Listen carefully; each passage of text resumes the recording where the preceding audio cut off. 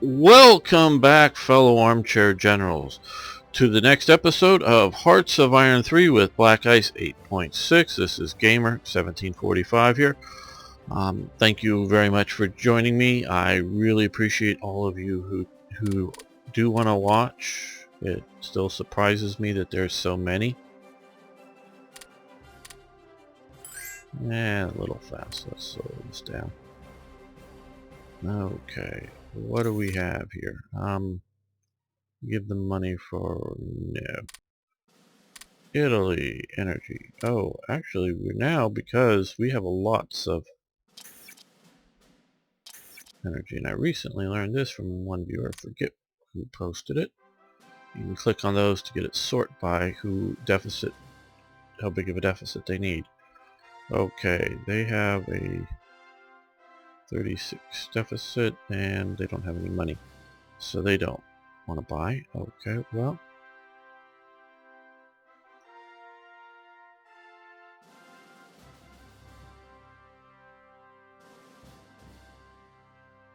Britain won't want to buy, I doubt.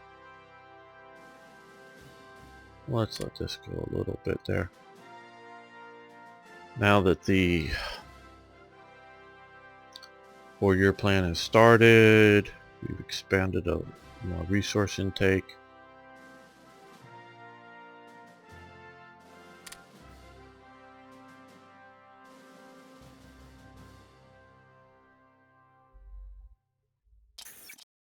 Now let's see. Now they have some money, and their deficit is 33. So let's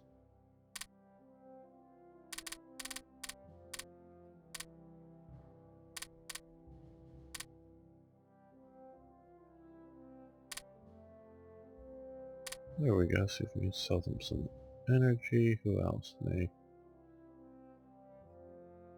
All we can't get to sales wise. Okay, well now let's put it back to name so I can find things. Okay, they accepted. Well, good. Hopefully that'll last for a while. Help them out in their war with Spain. Well, with the rebels. No, the government. Whatever. With the Republic. Decline. Ireland. Give them energy? Sure, you can have some energy.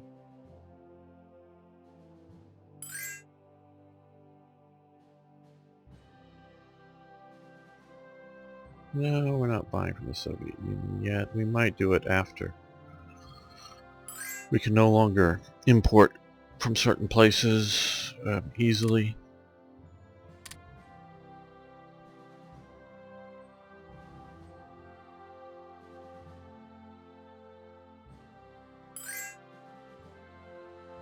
Norway. Give them money for fuel. No, we're not buying fuel.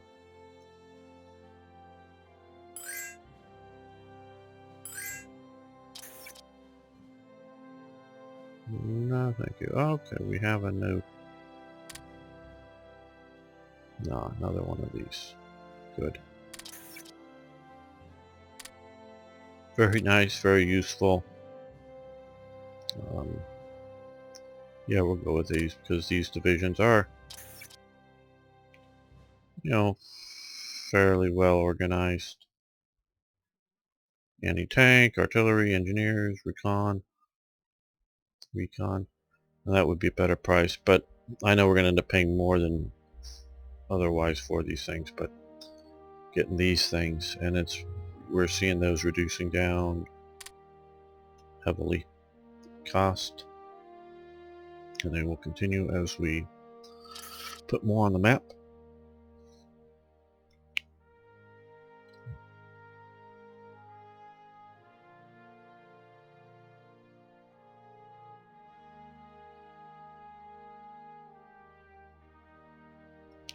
And as I said before, if this is getting boring, just simply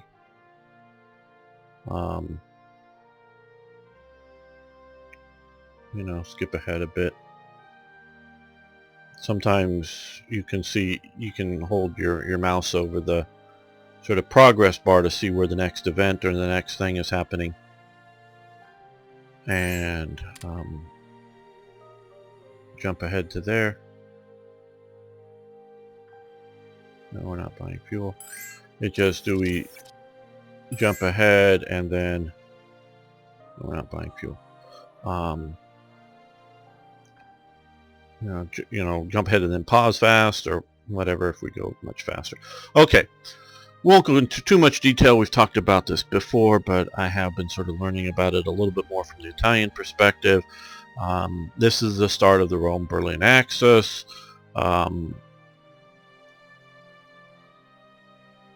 There's going to be a continuation of travel back and forth. This is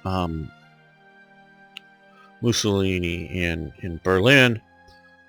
Hitler visits Italy a few times as well. And this is the sort of dance really to get to know each other. Like I said, prior to this, Mussolini was anti-Nazi, and not that he hated Nazis or wanted Nazis to fail, but he was promoting fascists in Austria as a buffer situation, and had very much been allied with the World War I allies of France and Britain.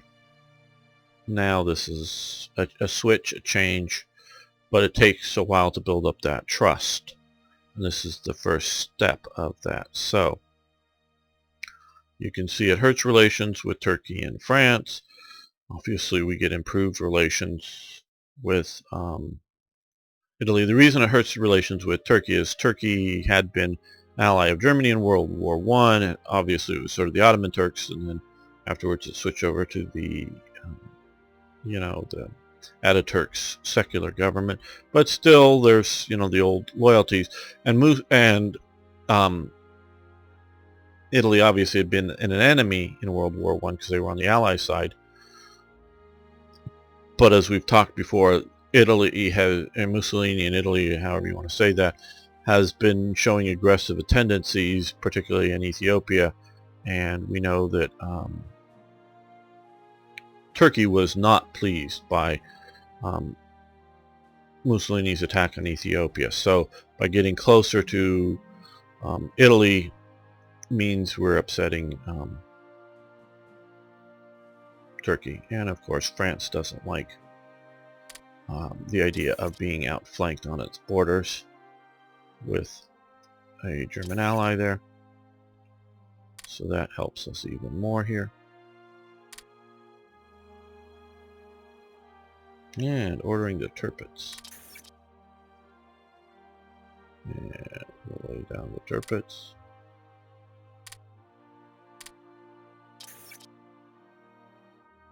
And I think it's just purely, yeah. We'll get to building those eventually. These are about ready to get on the map.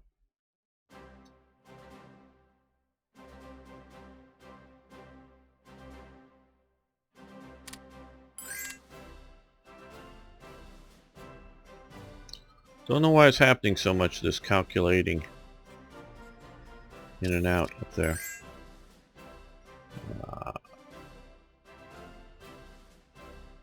Okay, diplomatic report, diplomatic service reports. On the 23rd of October 1936, the Czechoslovakian government began to create border guard defense units called something, but the initials are SOS. Sorry, George and all my Czech friends, I'm not going to try to pronounce it.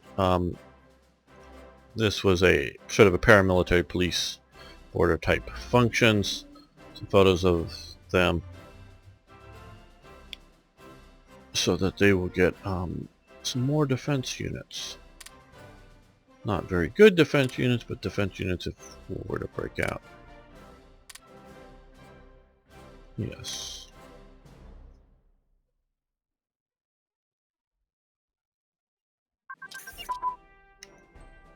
Okay, the Tangier Gazette, here, Canaris to Spain.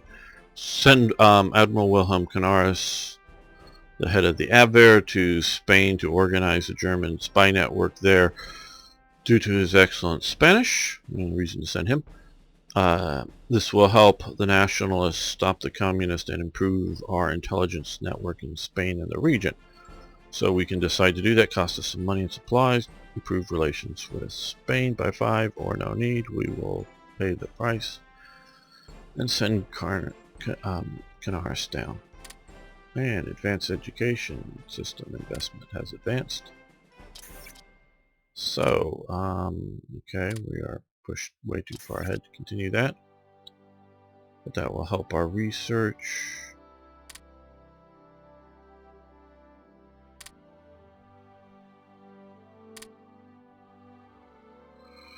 Researching this will help reduce attack time by 3 hours. That's great. Those will also help other organizations, but we'll start doing this as well. This will reduce the time between attacks. And a unit that can attack twice as often in some ways is better than 2 units that can't, or because they use less supplies. If you're on the offensive, you can keep hitting the enemy. It's really an effective. Okay, and our bonus for more education is kicked in there.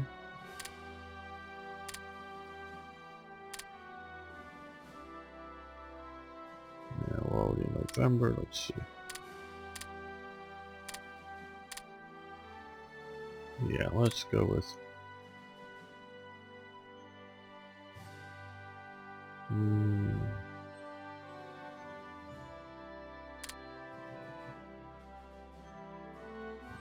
we go. Just do some improvements to the artillery.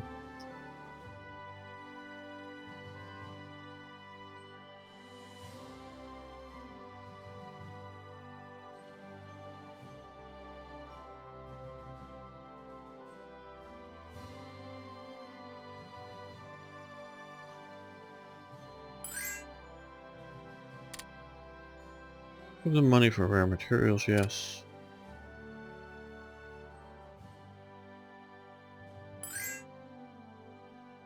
Now let's look at our production. I want to make sure nothing. Okay, so now we're producing units, and we don't want to produce just, well, we want to produce them, but we would rather produce more factories. Now let's spread out. We're doing the concentrated efforts like here where we can already. We have a we have a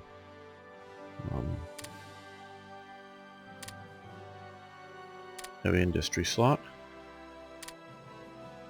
but so we're also going to spread some out here as well, just away from possible Allied bombing.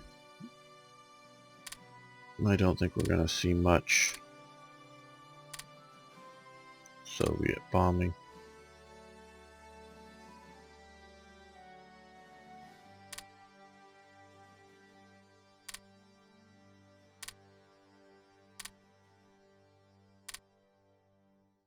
So we'll do that, and then we will make a lot of clicks very fast.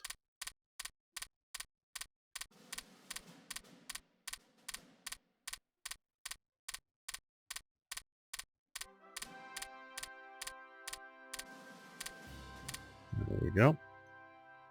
So we get those all producing. We're almost down to 5 ICs to make an IC.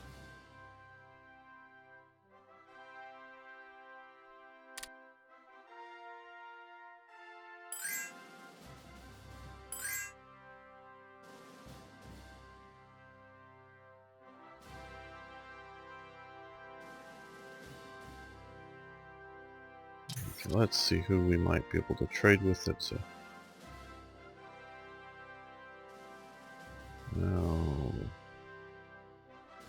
likely future ally or likely future conquest that we can step in and grab the money we give them later, or other elements there. Japan, okay, you got 11 right now, so Let's see if we can get some. No. Oh, I was doing the wrong one, wasn't I? Still not pleased by these metals look too similar.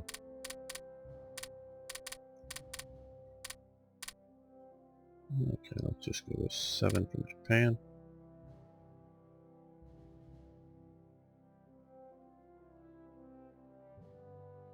Portugal, it's screwed very much. Portugal is much more valuable than 4 with its tungsten, specifically. Sweden.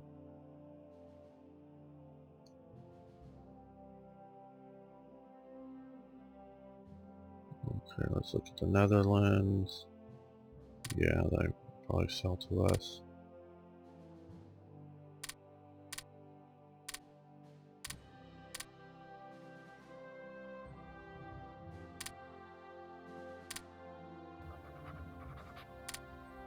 Okay, good. And that'll put us in deficit, and hopefully some people will go, hey, we want buy supplies or something. Yeah.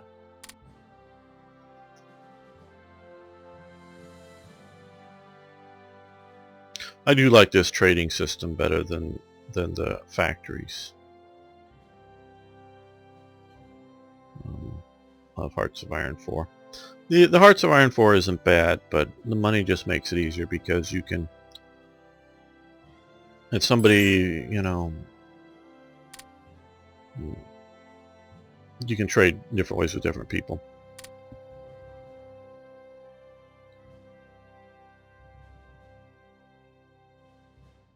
Sell to one, buy from another kind of thing, instead of having a direct.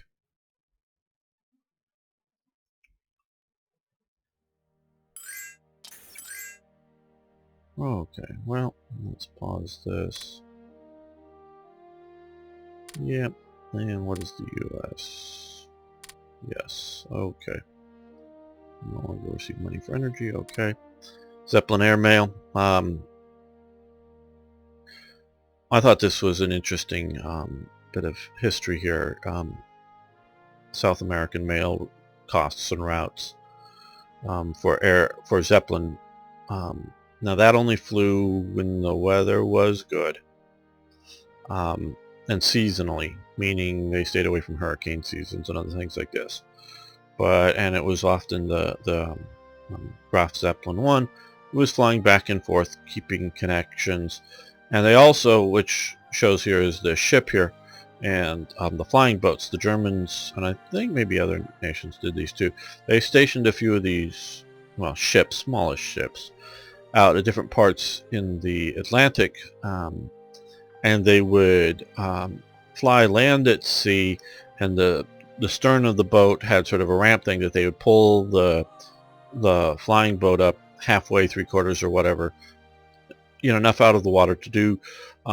Mostly it was just refuel, but you could do service maintenance on the engines or other things if it was seen to be needed, and then take off. And they carried mail, and they carried a small number of passengers.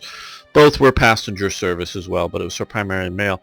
And you got to remember there were very few transatlantic cable lines, and some of them were simply the telegraph type cable lines. And I'm not an expert to know too much detail, but some of them, you know, it was one thing. At least the early ones were, I think, like single connection or just a few connections in which they owned going across, so you couldn't do too many simultaneous messages.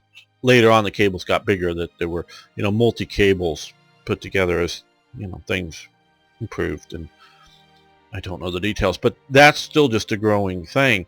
So if you're communicating around the world, they didn't have email, so ships take a long time to get your mail there. So this was a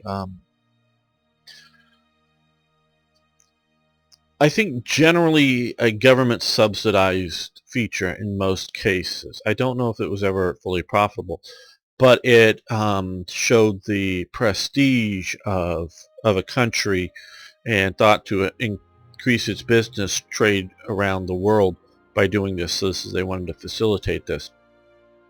Interesting sort of side note I read was in Shanghai.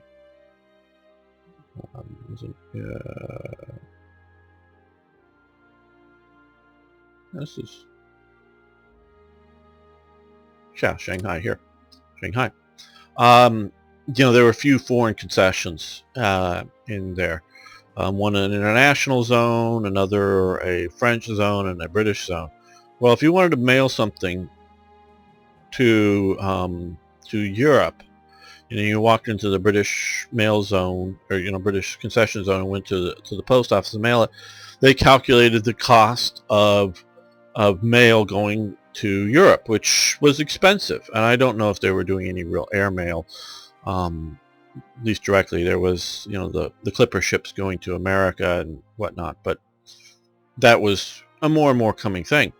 But if you went to the French zone to mail your letter, and these zones in here, unlike say Hong Kong, they're just sort of like lines painted on the street. No one had any passports or anything like that. You could just walk, and especially as a European, you could walk to these other zones. You go to the French zone, and if you were mailing something to Europe, you would do it, and it would cost the same as if you were in Europe. So, or in Paris or somewhere like that. So if you were going to mail something to France or to Britain, you go to the French zone, and it would be the postal cost of going from France to Britain. It was just, again, a government subsidized thing. So a lot of people use the French mail system to be for communication. I'm also sure intelligence services, if they thought it was something that was worthy, they would intercept it and secretly open it and read it. But if it's just, your standard, domestic mail or minor commercial mail or something like that, I doubt they would, care. And so it was a cheap way of communicating to Europe via the French zone.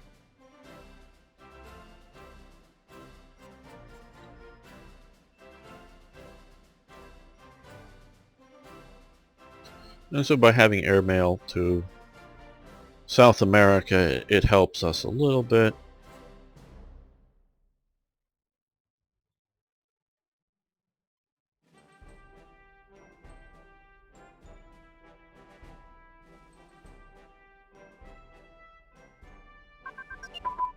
Okay, cruiser fire control systems have advanced. Good.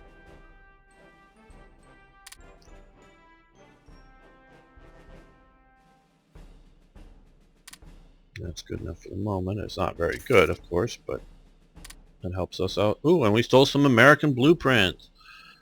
Well, yes. Okay. Supreme Command HQ to level 2. Well, very good. Reduce attacks by 12 hours. Faster breakthrough. Wonderful. That will help us out. Here, we can't even research it yet, but that will help us out. So that almost makes all of our effort so far worthwhile. We've got that jump. Yeah, let's go with mountain equipment.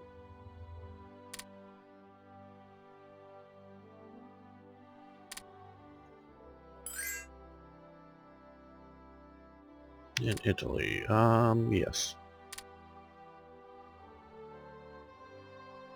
As you can see, we're rapidly getting back to huge stocks on coal. Steel's coming along, but not as big. And there will be some events. Yeah, okay. No fuel. No fuel. Like continuing to deal with the west wall. That will eat up more steel, more coal, especially steel. There actually was quite a bit of steel from reading in it. The primary construction material, of course, was concrete, but it did a lot of steel reinforcing in it, and then gun emplacements, and if you're also counting mounting of guns in them, that's all going to take a lot of steel. So it's definitely a bit of a steel-intensive element.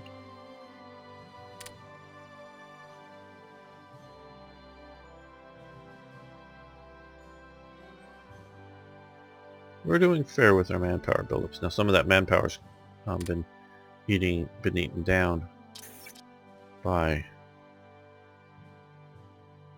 all of these units. Okay, well,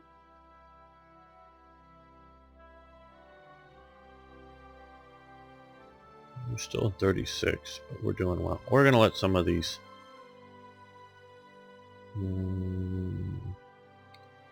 I think what I want to build first. If we're going to build something other than. Yeah, we can get a few of those units built.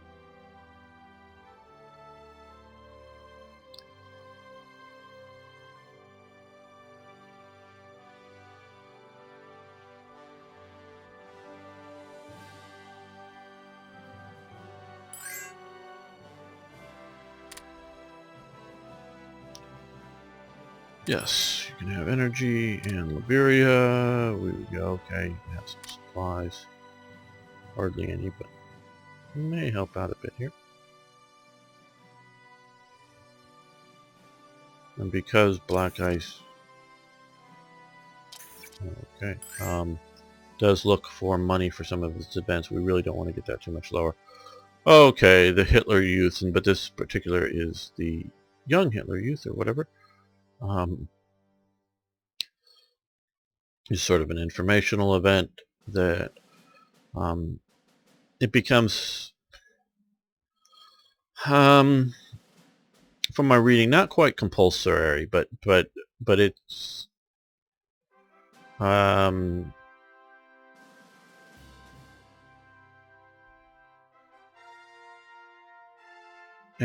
like it says even more so later, but parents could keep their kids out, and there was, we talked about it earlier, the move to separate children from their parents.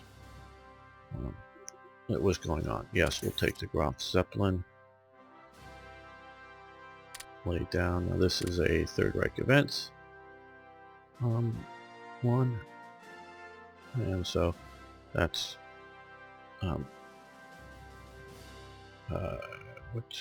Zeppelin is his last name, of course. I'm just trying to read here. Is Count Graf Ferdinand von Zeppelin. That's right.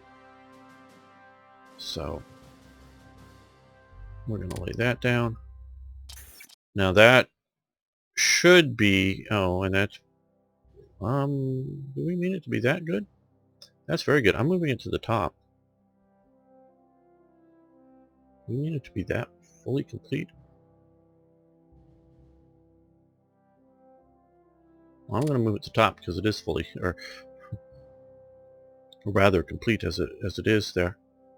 10 ICs. It was meant to be. Trying to think. And it's meant to be a little better than necessarily the text that we would have. Now, what we're going to do here is, since we have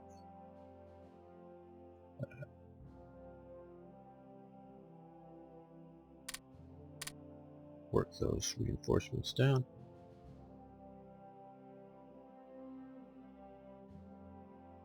It's just too good to sort of waste right now. We'll see how fast that builds.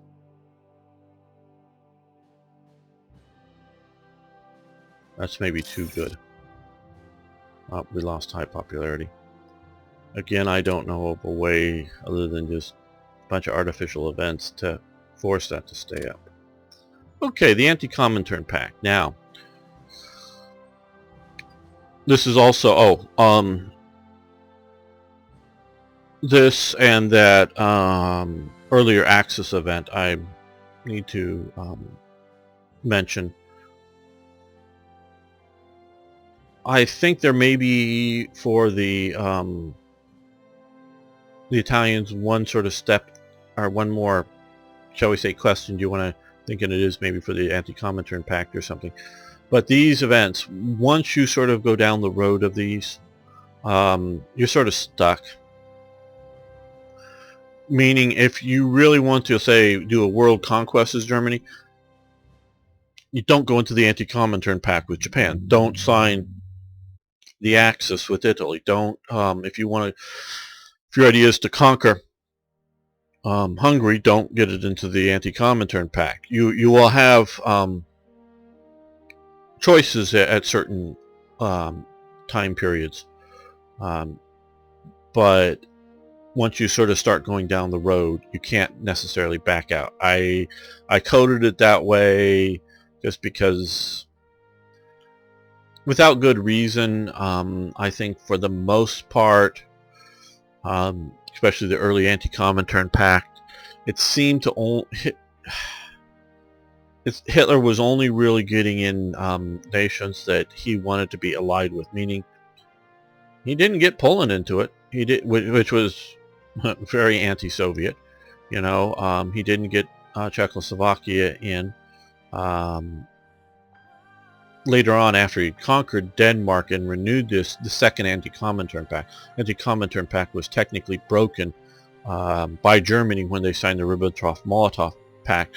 And once Germany went to war with the Soviet Union, they did a second round of Anti-Comintern Pact. Went back to all the original signatories. I think all the originals joined up again. And then a few additional ones joined it. One of them was Denmark as a signature. Turkey, though never went into the war until it joined the Allies, but it was a member of the second Anti-Comintern Pact. I have not done events for the second pact setup. But so now, you know, we can look at Turkey. There might have been good reasons that Hitler would have invaded Turkey. So it's not an absolute thing, but generally speaking, this is the path that it goes on to. So we do this. It pisses off the Soviets, of course, a bit. And it pisses off the Chinese that you're moving closer to Japan. So, and we're going to go down that path. Gebirgsjägerschule Mittwald. Was it Middle World? I don't know. In November 1936, the first Gebirgsjäger formations were transferred to the newly built barracks in Mittwald near Garmench Packerchen. God, I can never pronounce that. Shouldn't even try, maybe. In the Alps, the Alpine training grounds were ideal to train the newly raised 1st Gebirgs Division. Gebirgs, I don't know. Division in all of the aspects of mountain warfare. Okay, yes. And actually, I do know that there were 2 schools basically in the same town. I don't know if the other one was already there or is in future to be built, but there were 2 schools going on. I don't know if one was more of an officers and one was more of an enlisted one. Okay, well, we'll lose some money, big money, but again, I'm willing to do it, but I really think that should be, which they also do supplies and metal. I just disagree with the money because I see money as an international exchange. But hey, I'm guessing this is units of the Third Reich. Alexei, he's not wrong. It's just a different viewpoint on how you view things. So, yes, we want that. It will help out our various training elements, and we'll get a training base out of that. Return manpower back pool because we earlier started the building, which just sort of popped up, but took manpower and a bunch of supplies out of the resources, supplies to build Peenemünde here. Nice sort of icon. So we'll get 5 manpower back after the construction of it. It's a nice sort of aerial shot. And air bases for Okay. Yeah. Thought we already should have done that. Okay, well. No, it's still going to be made. We'll pop all these up to the top.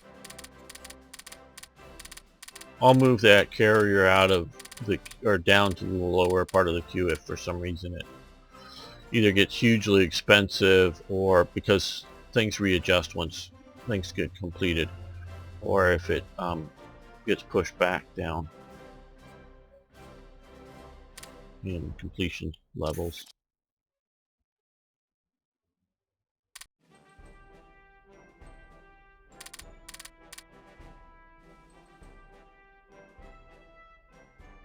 Okay, and yes, we're still.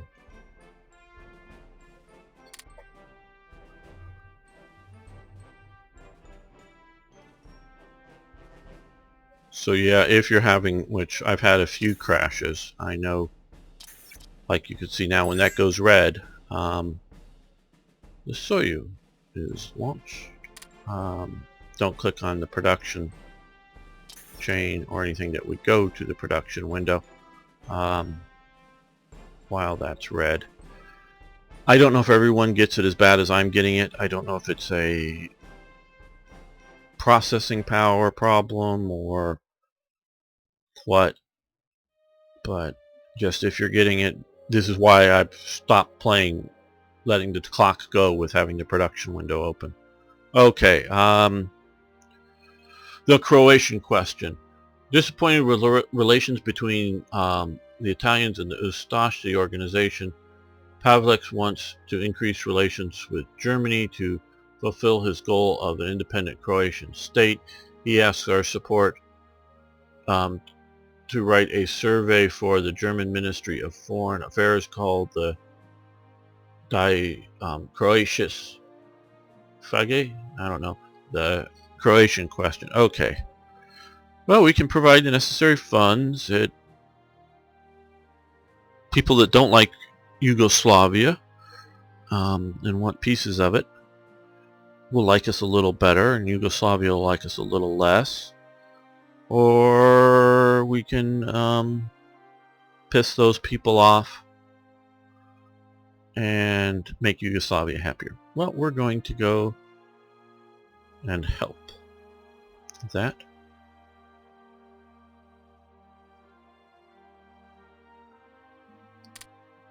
And returning manpower to the pool.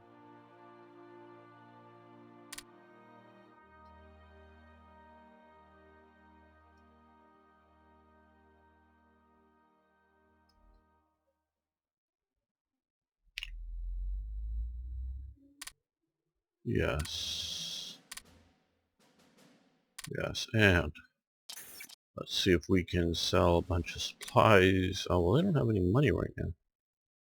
Oh, interesting. Maybe because we're selling them supplies and they have a surplus of supply.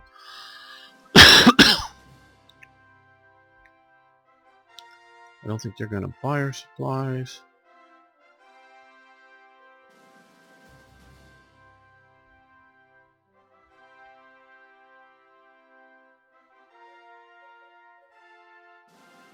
Let's see if Bulgaria will buy supplies. No, not from us currently.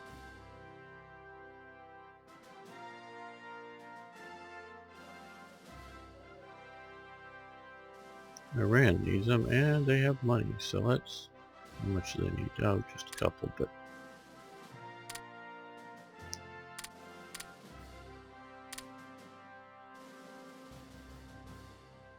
See, I wouldn't mind at some point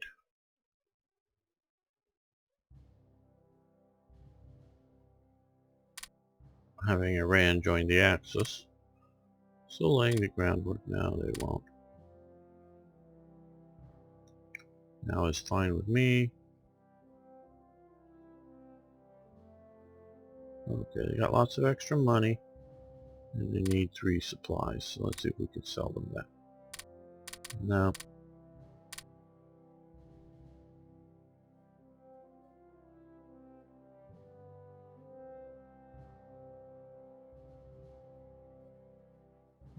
money.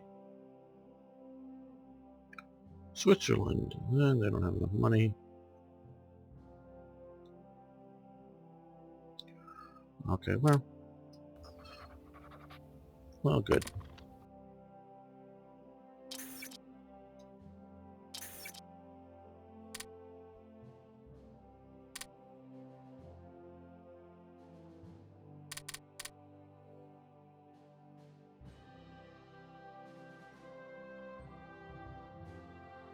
Yeah, see now, let's jump down to 26 and way down, so we're going to put that down to the bottom. We don't need it right now. Just if I could have completed it and got it out of there, great. If not, no problem.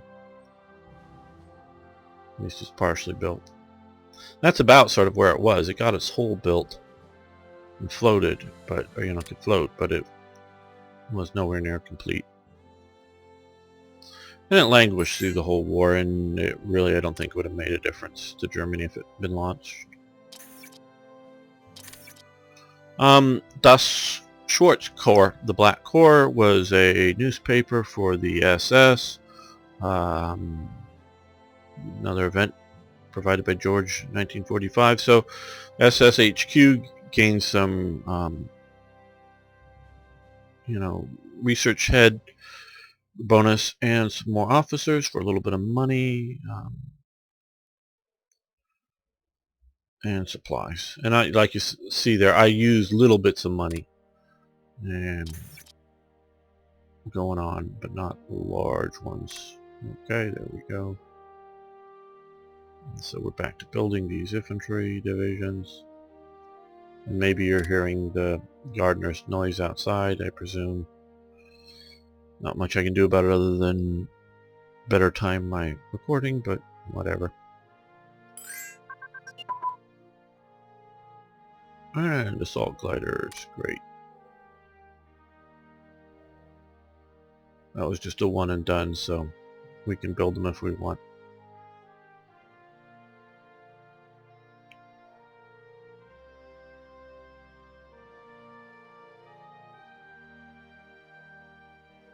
Assault gliders are useful for relatively cheap, relatively short range, and I think they carry fairly good weight. So if we were going to have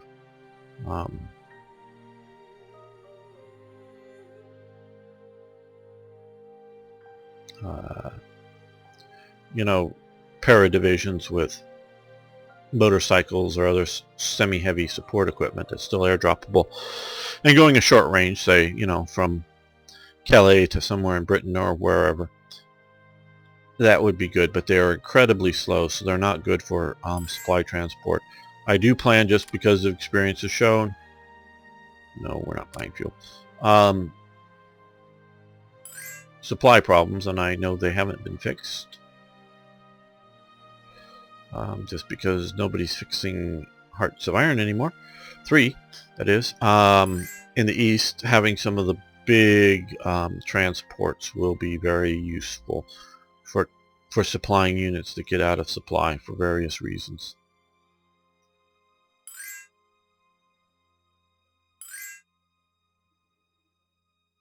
And Belgium, okay.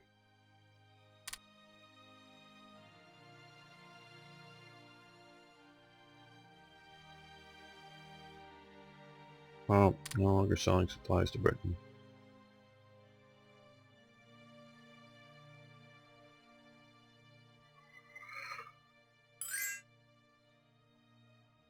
Now we have a deficit. Oh, well, Netherlands want supplies. Good. Probably won't last long. Ain't sure. And Panama wants a teeny bit. Okay.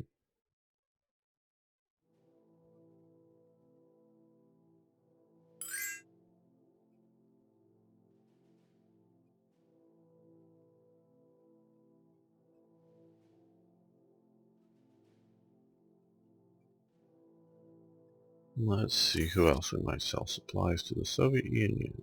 Well, they have a little bit of money.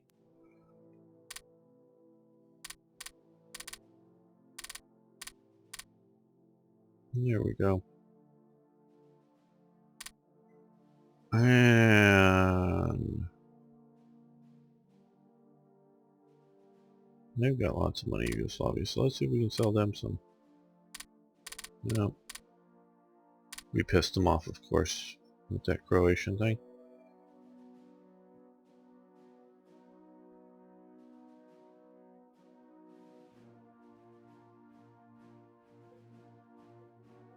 Finland, oh, they got some money. Let's see if we can sell them a little bit of supplies. No. Okay, well, good. I just want to build up a bit more money reserves for, I presume, some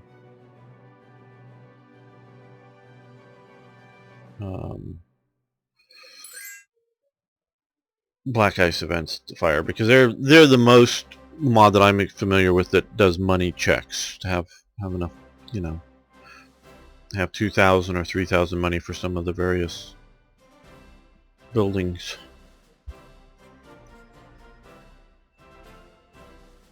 And other national developments.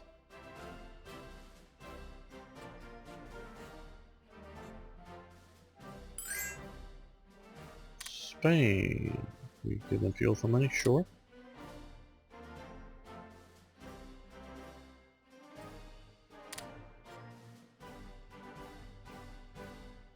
How is Spain doing? Or national Spain? Very well, actually. They're on the border of their capital.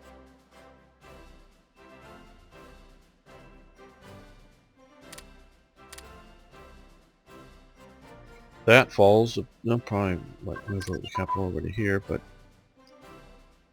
it starts pushing them down. Okay, fire control solution systems advance.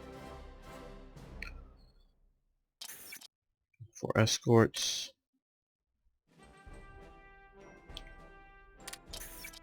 Yeah, we're almost to 1937.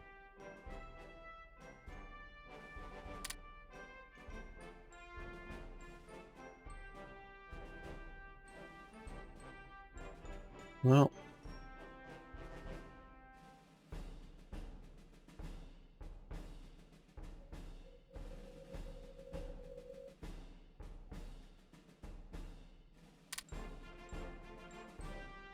yes, let's do that. Get that going.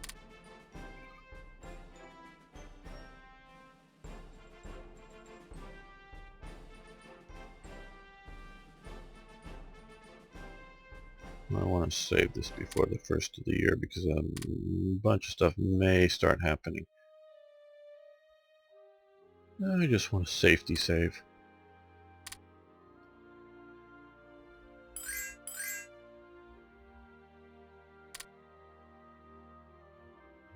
No. Yes. No. We've got plenty. We're, you know, just minor deficit now. More worried about building up steel and money.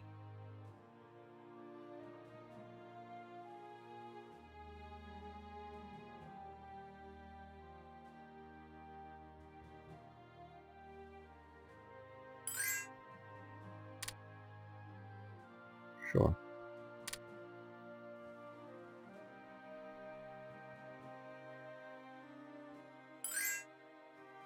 Finland, our buddies. Okay, yes, you can have energy.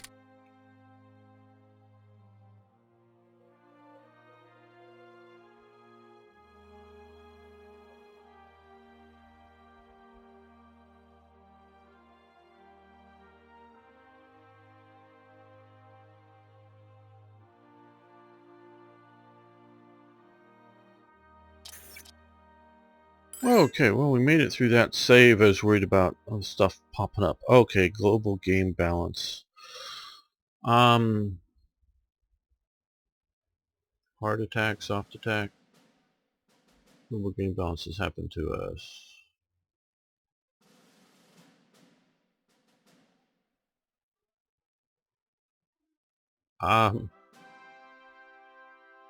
Okay.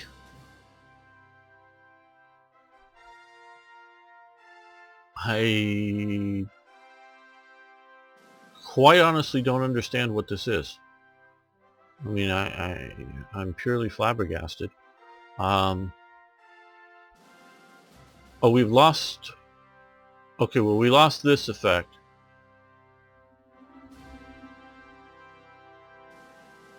And we've gained this one. So we've gone from heart attack and back to that.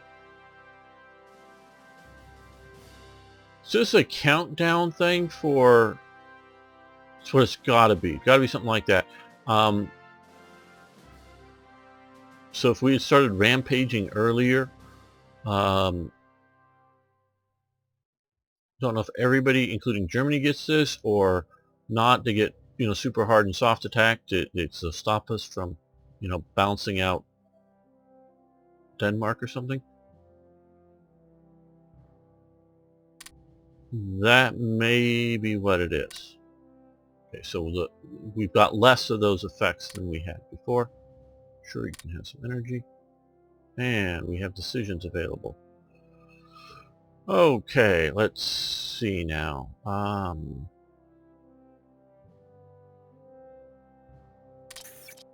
We want to take the long-term investment. The reason we want to do that is if you have the long-term investment and some of those technologies set up, we will have the chance of getting new strategic effects or whatever. So we're going to do long-term investment. None of them would have happened in the first 6 months or so of the first year just because we were needing to research it, so I just sort of wait till here and get benefit doing that. So you want to do that. Annual espionage focus. I'm going to stick with economic spying. It's, I don't know that we really need any of these other things. So increase our national unity, reduce our neutrality. Well, we're not trying to go to war early. National unity, we're up at 100%. So yeah, we're going to go with economic spying. And I want these effects to take effect for an hour or two. For better or for worse. We're going to... Again, going balanced because I don't need a huge amount of militia and I don't want a small army. So we're going to prefer balanced approach. And we're going to annual national focus. They're all to some degree good, but like right now, of course, we don't need the Z plan because we're not doing any of that. But Reich economics, which will help our ICs and IC production efficiency, help slow up build speed for some of the other types, but that's fine. Basically, this is in conjunction with the 4-year plan. It works. And since we've, of course, done that massive build-out program of ICs, and now we'll reduce 5% of ICs, even though we had the, notice there was the 15% bonus before. Now we can, which takes that 15 down to 10% or whatever. We can do this, but this just lasts for the year. So we'll take those hits into various resources and money and ICs, but gain 3 manufacturing plants and 3 heavy industry capacity around, which 2 of them in Berlin. So that's, those are, along with those are a force multiplier of a high order. So we have that, and we have this. We're still building there, but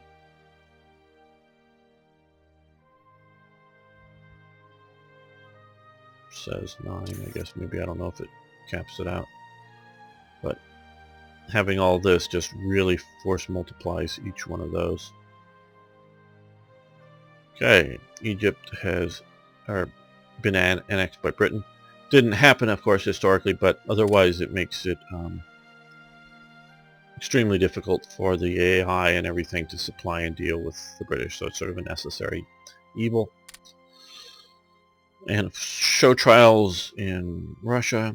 Stalin feared his army, and we've got high popularity back, so that is good, which now means we have more leadership, so we can research more things. and we're now into 37. So are there any fundamental basics? Airport, we may do that eventually, but I've got stuff ahead of that in mind, I'm sure.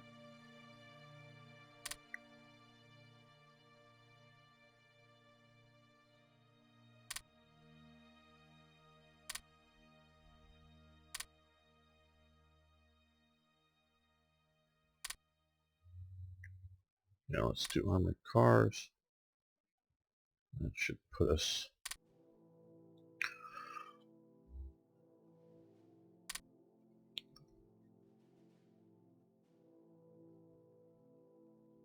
so we're doing pretty good with research.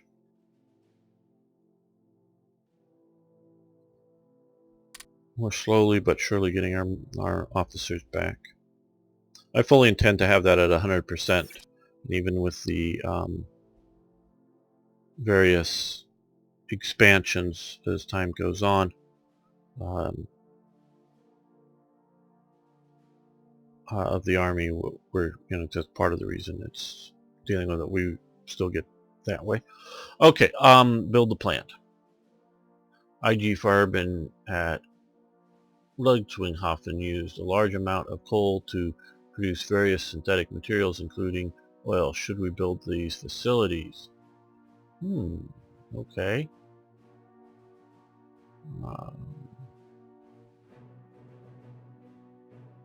Yeah, we want to do that.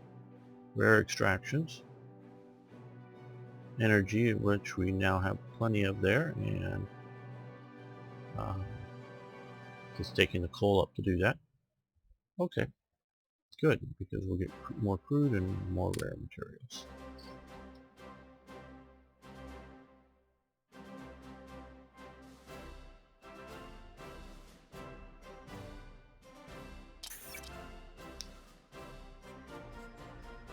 Okay, and as I talked earlier in another episode about why the Arabs were losing so many wars, this is again why I think Germany was partially winning, was all these publications. This was Die Kraftfahr Kampfgruppe, or Kampftruppe, motorized combat troops, and a magazine for the Wehrmacht talking about mobile warfare. Quite honestly, and I think I would know, just because I've sort of been around, I don't remember seeing anything like these, and we will see other similar sort of things like this published during this time, whether by private individuals or by the government inside the United States. I just don't, a monthly sort of magazine targeted towards the military. Now, post-war, there are some magazines that are published like this for the U.S. military, but I don't know of any wartime or before wartime. Sure, there were manuals, and there would cover some of that with Germany, but I just don't know this. And this really helps spread the ideas, not just, oh, did you go through X training camp and get the, the briefings, the trainings, the lectures, the classwork. I do believe these, I don't think these were secret, though I don't know if they were sold in the general public. I don't believe they were sold to the general public kind of thing, but I don't think they were secret otherwise in that. But so I think it was generally anybody who was in the military and was interested enough had access to these. So even if you're an artillery officer or you're an infantry officer, not part of, your assignment is not part of the mobile forces, you can read about them and learn about this stuff. That's why it costs you some supplies, printing costs, that kind of thing. And since it's for mobile forces primarily, though of course armor as well, we'll get a minor little benefit spread around. So that's sort of why I look at why Germany was different than Poland, or why Germany was different from America at this time. America, of course, catches up and in many ways surpasses Germany. Though as I talked, some of the operational doctrine, I think Germany, even to the end of the war, was more flexible on. Towards the end of the war, also, they weren't as flexible in that they had lost a lot of institutional knowledge because of combat losses on the east and west fronts, and so you know your skills, your unit overall skills degrade as you lose experienced people. The Germans lost lots of people at Stalingrad, lost lots of people in North Africa when they had to surrender there as well, and in places like Sicily when Rommel cuts off the retreat of a lot of the German units, not all but a lot. I mean, Patton cuts off the retreat of the German units in Sicily. They lose more units there, and that just all cumulatively affects things. Okay, artillery unit training, that which we started earlier. Here now we're at 37, but I think we'll look at some other 37 techs like assault concentration here.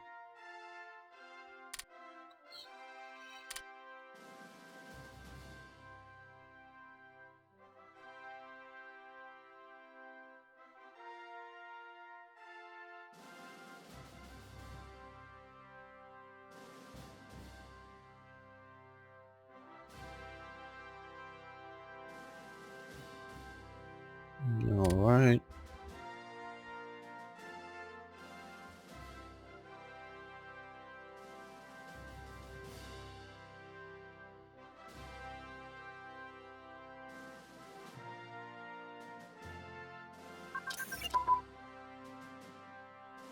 Four-engine airframe research, good.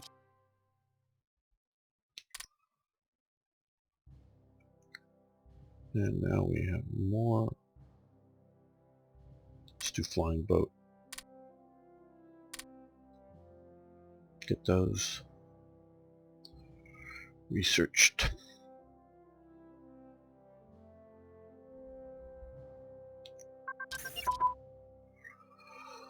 Okay, we talked about before this, the Paris exhibition coming up. Speer designed this tall building there. So yes, we're going to do it. Costs us money and supplies. There are benefits coming if you have Germany attend it. Okay, infantry unit combined arms.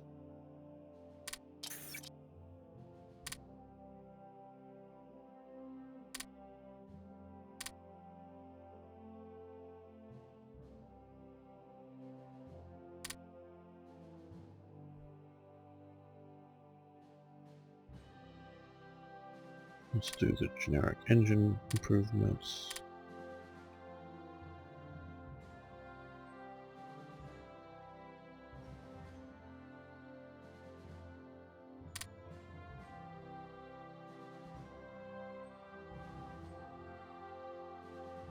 We're building up our money reserves, I think we need to. And also our steel.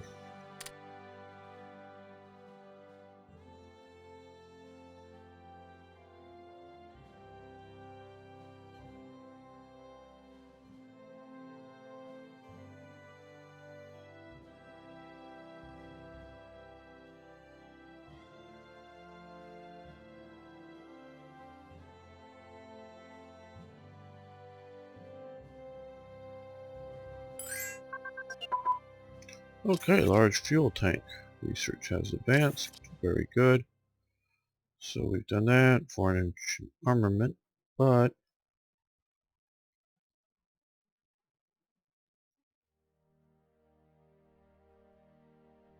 light bomber prototypes. Well, let's start down the road for better fighters.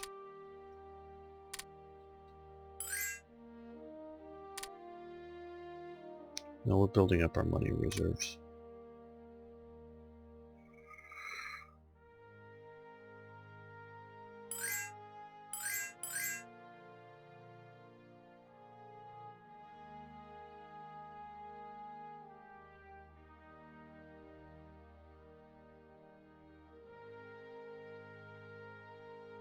Not sure what I need to get some of the effects to happen. But at least we'd like to get to 3,000. But it may be needing more. I'm not sure without... Oh, there was at least one factory put down there. So let's pause this. Okay. Yeah, it's still pretty good there.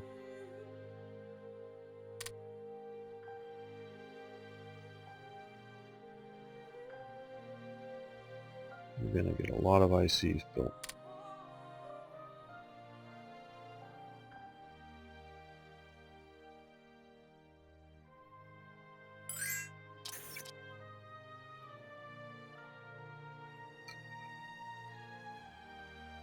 No.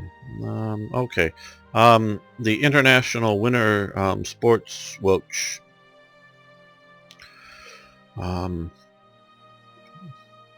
was basically a yearly thing. I believe it was started. It is the first. Yeah, the first one. That's why it says one there. Period. Since the Germans set up the facilities for the Olympics, they then continued a ongoing yearly winter sports games. You can see the nations there that participated in it.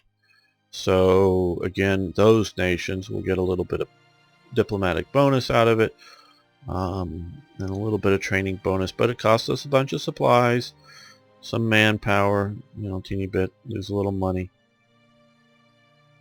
And we're going to do it. We don't need to if we don't want to, but improved relations. Some of the countries, I don't know that it really matters. United Kingdom, it does matter there if we're trying to trade with it a little bit, but every little bit helps with countries like Italy and Hungary to get them in our alliance sooner, so we want to do that. And the teeny gain in training helps, doctrines help.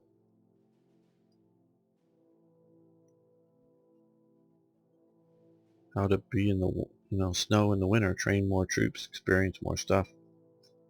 I look at that as sort of like race car training, building race cars and developing those helps make better standard cars.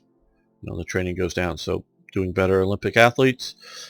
And a lot of the stuff that in those as well as others were military personnel. So I'm sure for every participant there had to be 10 or 100, I don't know the number, of other German soldiers training to maybe make the team, kind of thing. So that's got to spread out the training and the facilities. At least that's how I'm looking at it. Just why Germany got those benefits out there for hosting the games.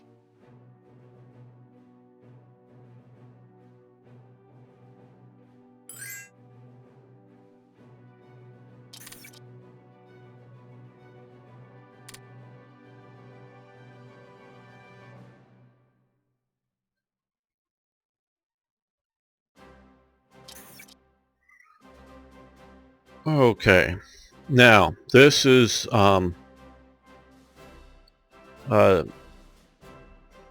off of the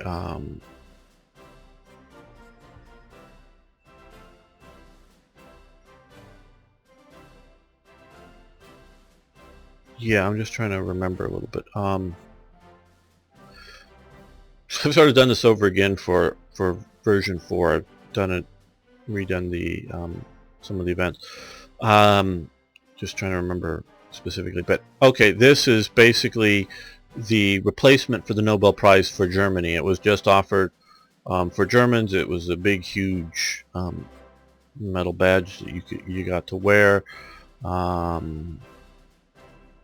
Money prize announcement. So this just executes the decree of it, not the awarding of it.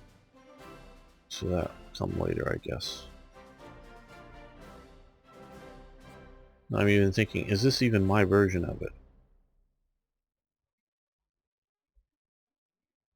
I think so. Now you may wonder, because like I say, the last several versions, I'm pretty sure this is my version, but I'm not absolutely sure. The last several versions of the mod I didn't play, so but I know I've covered that as well, so I'm a bit confused on a teeny little bit of that there.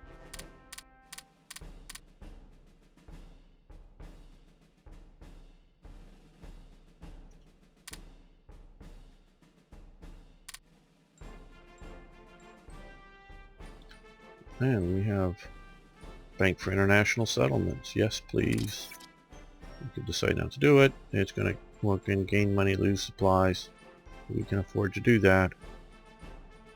But the other big thing, of course, is that plus 4% ICs and money and leadership. So that all helps out.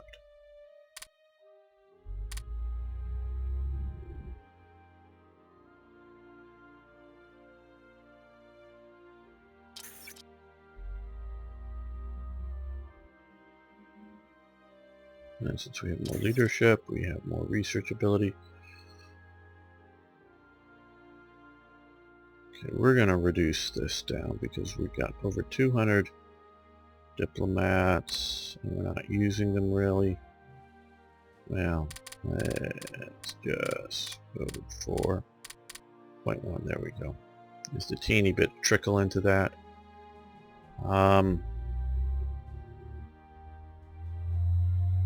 Espionage seems about right. We're sort of hovering there. Especially that Supreme Command steel was really good.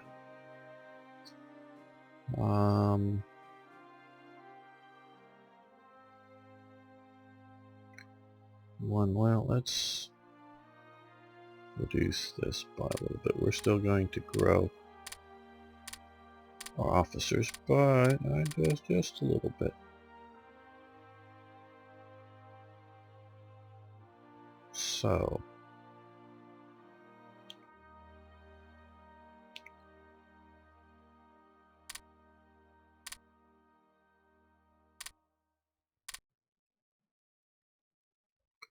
I'm going to get huffed off and depth charge. And we still have, nope, that uses up all of it. Those will help us control like the Baltic Seas and some of the other coastal regions.